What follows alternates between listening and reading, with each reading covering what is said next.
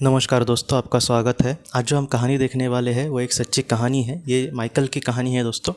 Michael हमसे ये कहता है कि ये 2016 की घटना है। वो जहाँ पर रहता था वहाँ पर बहुत बड़ा साइक्लोन आया था, तूफ़ान।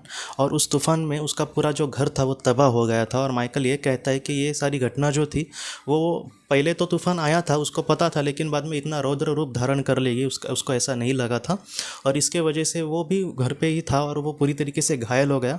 माइकल ये कहता है कि उसको कितना लगा कितना नहीं लगा वो उसका कुछ भी नहीं पता था। और माइकल ये कहता है कि मैंने अपने आप को एक अलग ही दुनिया में पाया। जैसे उस दुनिया में माइकल ये कहता है कि मैं एक अलग ही सुरंग से जा रहा हूँ। और वो सुरंग ऐसी थी कि जहाँ पर वो सुरंग ख़त्म हो गई वहाँ से एक सुंदर सा जंगल चालू हो रहा था। और माइकल ये कह रहा था कि वहाँ पर मुझे बहुत ही अच्छी शांति लग रही थी। और बाद में माइकल ये कहता है कि वो आगे ही आगे बढ़ रहा था और आगे उसके सामने वहाँ पर कुछ ऐसे, मतलब वो ये कहता है कि वहाँ पर कुछ उसने प्राणियों को देखा। वो प्राणी कुछ इस तरीके से थे दोस्तों कि हम उनको ठीक से समझ ही नहीं पाए। मतलब जैसे आगे से देख रहा है तो शेर जैसे दिख रहा है और पीछे से देख रहा है तो ज़ेब्रा जैसे दिख रहा है। मतलब एक अलग ही, मतलब जैसे कुछ चीज़ें होती है ना अनाकलनीय, ऐसे कुछ वो प्राणी थे। लेकिन माइकल ये कहता है कि वो प्राणी भी मुझे समझ पा रहे थे। मतलब मेरे मन में सारी जो चीज़ें चल रही है वो उन तक पहुँच भी रही थी। और मुझे ये भी पता चल रहा था कि वो मुझसे भी बहुत सुधारित आत्माएँ हैं। मतलब वो जो प्राणी थे वो उनकी जो आध्यात्मिक लेवल की जो बातें थी वो उससे भी आगे थी, ऐसे वो दिख रहा था।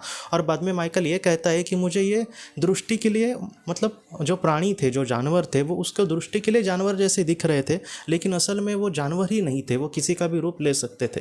जैसे माइकल ये कहता है कि वो इंसानों के जैसे आत्मा भी बन सकती थी, लेकिन मुझे वो प्राणियों के रूप में ऐसे दिख रहे थे। और माइकल ये कहता है कि बाद में वो कुछ भी नहीं समझ पाया इस घटना को। और माइकल ये कहता है कि बाद में जो सुंदर सा दृश्य था एक जंगल जैसा, वो धीरे धीरे धूमिल होता गया और वहाँ पर पूरी तरीके से अंधेरा छा गया।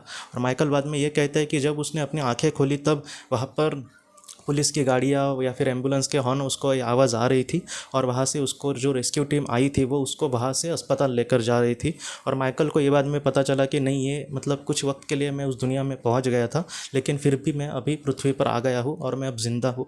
बाद में थोड़ा सा वक्त लगा माइकल को ठीक होने में, लेकिन ये जो सारी बातें हैं जब माइकल ने अपने दोस्तों से कही तब उन्होंने ये कहा कि नहीं, ये तुम्हारा भ्रम हो सकता है। बाद में एक दोस्त ने उसको ये कहा कि तुम एलियन के दुनिया में शायद पहुँच गए होंगे और तुम्हारी आत्मा का कहीं ना कहीं उसने ये किया होगा वगैरह। तो माइकल कहते हैं मैं इन सारी चीज़ों को नहीं मानता।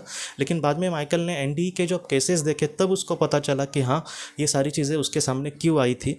और वो एनडी के कुछ ऐसे केसेस माइकल ने पढ़े ना दोस्तों, जैसे अनीता मुरजानी जी की, उसने ये कहा है कि जैसे मैं एकदम क्लियर वो सारी चीज़ें मेरे सामने आई कि वो जानवर के ही रूप में क्यों आए। माइकल ये कहता है कि बचपन से उसको, मतलब तितलियों के साथ कुछ बुरा व्यवहार करना, उनको दर्द दर्द देकर मार डालना, या फिर बाद में जब थोड़ा बड़ा हो गया तब कुत्तों को खामखा पीटना या फिर पत्थर मारना, ऐसे उसको मतलब फालतू जैसे शौक थे जो दूसरे को दुख दे जानवरों को।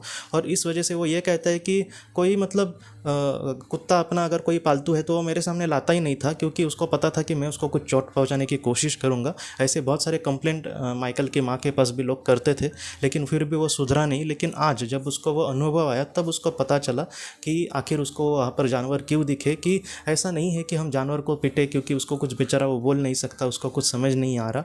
असल में ये जानवरों की भी वैसे ही आत्माएं हैं जैसी हमारी है। इसलिए जितना हो सके पृथ्वी पर हमें सिर्फ इंसानों के साथ ही नहीं बल्कि जानवरों के साथ भी जितना हो सके अच्छा बर्ताव करना चाहिए। ये उसको कहीं ना कहीं सीख मिलनी थी। और माइकल आज भी ईश्वर का खुद बहुत मतलब आभार प्रकट करता है कि उसके सामने उसने ऐसे पल आए जहाँ पर वो इन सारी चीज़ों को समझ पाया। और वो इसलिए भी उसका गुणगान गाता है या फिर उसको मतलब आभार प्रकट करता है सर्वशक्तिमान ईश्वर के, कि उसके सामने उन्होंने रास्ता भी लाया कि हाँ तुम, मतलब एक बोलते हैं ना, उसको एक दूसरा चांस दिया कि तुम अच्छे बनो। क्यों? क्योंकि ये जो तुम कर्म कर रहे हो ये बहुत ही बुरा माना जाएगा कल। और माइकल ये कहता है कि आज मैं सचमुच बहुत खुश हुआ और जितना हो सके मैं आज वो मतलब जो स्ट्रीट डॉग्स वगैरह होते हैं उनको खाना देने की कोशिश करता है, जितना हो सके आज वो सब मतलब उनकी देखभाल भी करने की कोशिश करता है। तो इस तरीके से माइकल ये कहता है कि हमारे जीवन में कभी कभी कुछ बुरी बातें हो जाती है, लेकिन हमें ज़िंदगी भर का अगर वो सबक सिखाई दे तो उस सबक को हमें जितना हो सके अच्छे से मतलब ग्रहण करके जीवन में आगे बढ़ना होगा दोस्तों। तो दोस्तों ये बहुत बड़ी सीख है जो हम अपने जीवन में भी डाल लें, और इस तरीके से अगर हम जिएंगे तो हमारे आत्मा का बहुत ही अच्छे से विकास होगा दोस्तों। तो दोस्तों हम अपने अगली वीडियो में किसी नए विषय को लेकर मिलेंगे। तब तक आप अपने परिवार का ख्याल रखना। आपका बहुत बहुत धन्यवाद। ज़िंदगी की रोशनी ये एक कंसल्टेंसी है जो ऐसे लोगों को मदद करने की कोशिश करती है जिन्होंने किसी अपने को खोया है या फिर जो लोग अपने जीवन में बहुत ही ज़्यादा दुखी है। जो लोग इस संस्था के साथ जुड़ते हैं उनको इस विषय की किताबें और जानकारी भेजी जाएगी। इसके साथ साथ जो लोग पास्ट लाइफ रिग्रेशन थेरेपिस्ट के पास नहीं जा सकते, अगर वो घर पे अभ्यास कर सके, इस वजह से उनको पास्ट लाइफ रिग्रेशन की ऑडियोज़ भी भेजी जाएगी। और इसके साथ साथ ध्यान में एकाग्रता बढ़ाने के लिए कुल मिलाकर 5 ऑडियोज़ भी उनको भेजी जाएंगी। तो जो लोग इस संस्था के साथ जुड़ते हैं उनको यह सारी चीज़ें उनके ईमेल पर या फिर व्हाट्सएप पर भेजी जाएंगी। अगर आपको इस संस्था के साथ जुड़ना है तो कृपया इस नंबर पे व्हाट्सएप करें।